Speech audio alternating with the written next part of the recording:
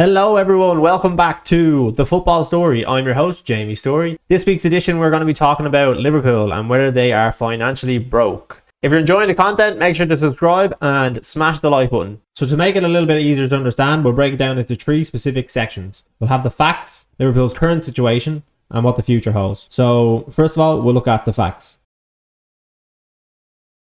So the first thing we're going to look at is the revenue table, which was recently released by Deloitte for the previous season, 21-22. So the first thing that we can look at is where Liverpool are. So as we can see here, Liverpool are third in the table, just behind Real Madrid and Manchester City after achieving a revenue of 700 million. Liverpool, they do have revenue. They are earning a lot of money. However, revenue does not mean that they're total profits. So if we scroll down a tiny bit, we can see like where they are in comparison to all the other teams. So they're beating out a lot of top teams. Manchester United, Paris Saint-Germain, Bayern Munich, Barcelona, Chelsea, Tottenham and Arsenal make up the top 10. So they are doing well, and obviously if you look at Liverpool's last season where they reached 3 finals and ran City close in the Premier League, there's obviously a lot of earnings that they made because of that situation that they were in. However, if we look at the wages to revenue ratio, we can see that Liverpool pay out 62% of their revenue to wages. So it's a lot of money. It's over half. So you're looking at about 400 to 450 million, anywhere around there.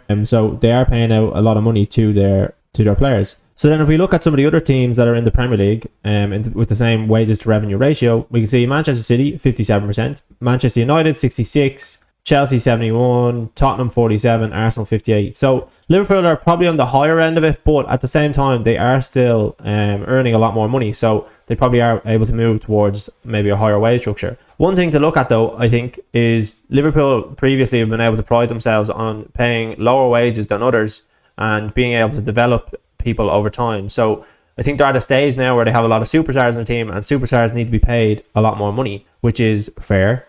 But they have now a different dynamic, I think, within the team where, say, if you look at most recently Mo Salah, who was paid 350,000, that's something Liverpool have never really had. So they've moved away from a structure where they maybe have players coming in, their prospects coming on to 150k a week. But the thing that is shifting is now is that because they had those superstars, they need to pay them the top wages. So next we're going to look at Liverpool's net spend over the last 5 seasons. So if we look at here in the table within the Premier League, they're 9th with a negative net spend of 254 million. And if you look just below them, we have Manchester City, who are 10th and with a negative spend of 224 million. So there is an assumption that Liverpool don't spend money, and it's something I don't think is personally true.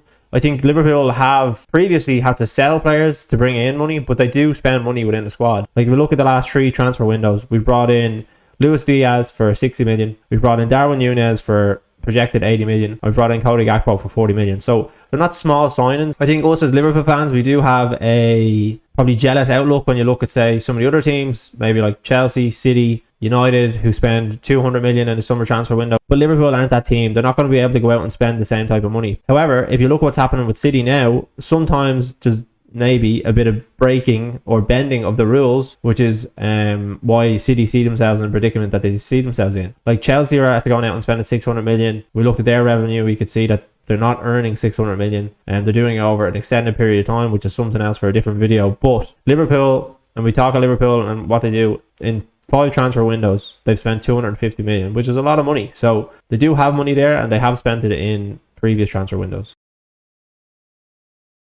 So now we're going to look at Liverpool's current situation. So last year we got to the final of 3 competitions and we ran City to the last day of the season in the Premier League.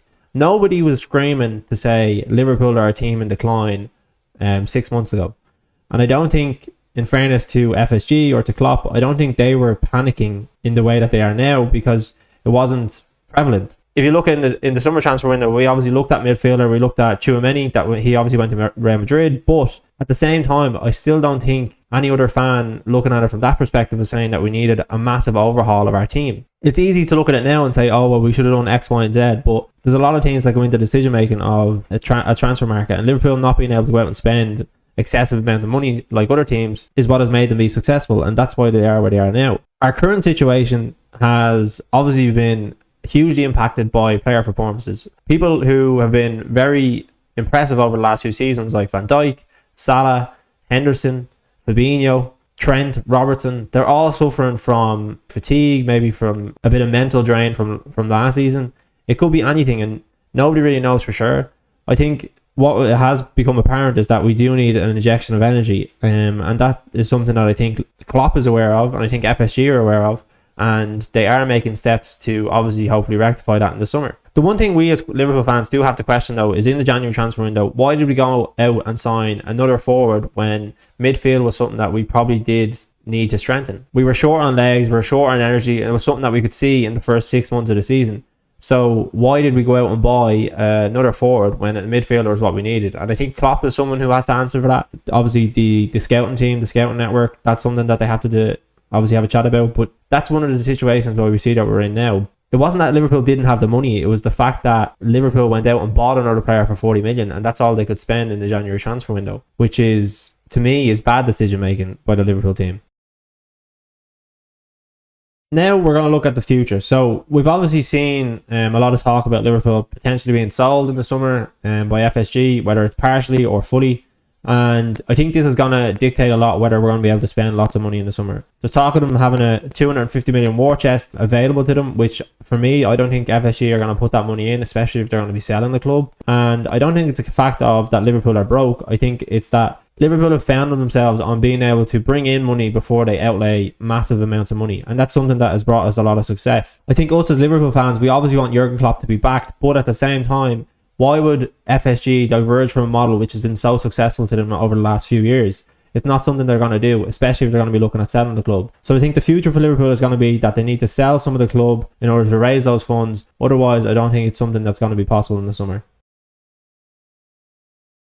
Liverpool aren't financially broke. We've spent a lot of money over the last few years. We've brought in a lot of good players. We've obviously sold some players in order to generate revenue, but that's all part of our process. Liverpool are a different team to other teams in the Premier League. We don't outlay enormous amounts of money to bring in our players. We work off a different system, and that has brought us success. And that model is something that I think is going to be able to bring success in the future, whether that's with FSG or whether it's not. The process Liverpool are in at the minute is difficult to watch as a Liverpool fan. The same thing is happening at City. They're obviously struggling. They lost against Spurs last night. Teams have peaks and teams have downfalls. United, Arsenal, they're two teams that have obviously improved over the last few seasons, and it's just part of the process. It's going to be something that we have to get used to over time. But for me, I think if we keep Jurgen Klopp, if we can give him funds to back him in the summer, which is hopefully what we're going to do, then I think Liverpool will be back competing on all fronts in the near future. If you like the video, guys, make sure to subscribe, smash that like button, and we'll be back next week for another video.